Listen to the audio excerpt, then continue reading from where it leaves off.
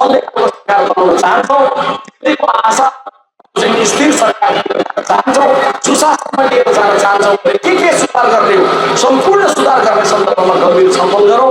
5 वर्ष टिक्ने प्रधानमन्त्रीको पद्धतिको बारेमा बहस गरौँ, यो म आग्रह गर्न चाहन्छु। आदरणीय साथीहरू, देशको शासनमा त्यसरी गर्ने सुधार, चुनावमा जाँदै गर्दा विपक्षलाई गाली नगरिकन चुनाव गर्ने, चुनाव मैदान भनेको कुनै युद्धको मैदान, हामी युद्धमा छौँ भन्नुहुन्छ, आवेगमा कति बेला आवेगको कुरा छ, झोकको कुरा छ, रिसको कुरा छ, देखाउला भन्ने कुरा छ।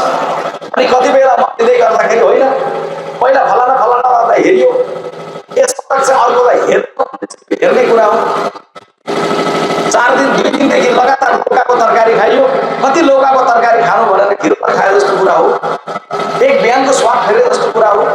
देश सीमा लगाउने कुरा भनेको तपाईँले पालो दिने भन्ने कुरा होइन, तपाईँले परख गर्ने कुरा हो। विगतमा कसले कस्तो कुन रूपमा भूमिकाहरू निर्वाह गरेको छ, कसले कस्तो कस्तो बेलामा चाहिँ देशलाई सम्हाल्ने कामहरू गरेको छ, यो कुरालाई चाहिँ सबैभन्दा बढी चाहिँ मतदाताहरूले देख्नुपर्छ।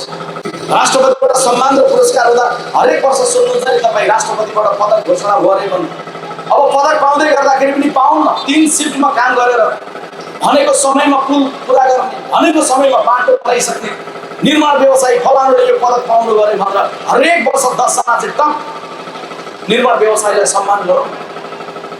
हामी के गरिदिन्छौँ भन्दाखेरि भने काम ढिलो भयो भने रुख ल्याएर बाँधिदिने भनेर अस्ति एउटा मित्रले भन्यो, काम ढिलो भयो भनेर पुल निर्माण ढिलो भयो भनेर रुखमा बाँधेर एकछिनलाई के हुन्छ, रुखमा बाँध्दाखेरि तपाईँको पुष्पको चुप बाँधे जस्तो त हुँदैन, मान्छे लगेर बाँध्दै गरेर त कामले घेरेर बाँध भनेर नेताहरूले प्रेरित गर्यो भने के हुन्छ, एउटा ज्यान जान्छ।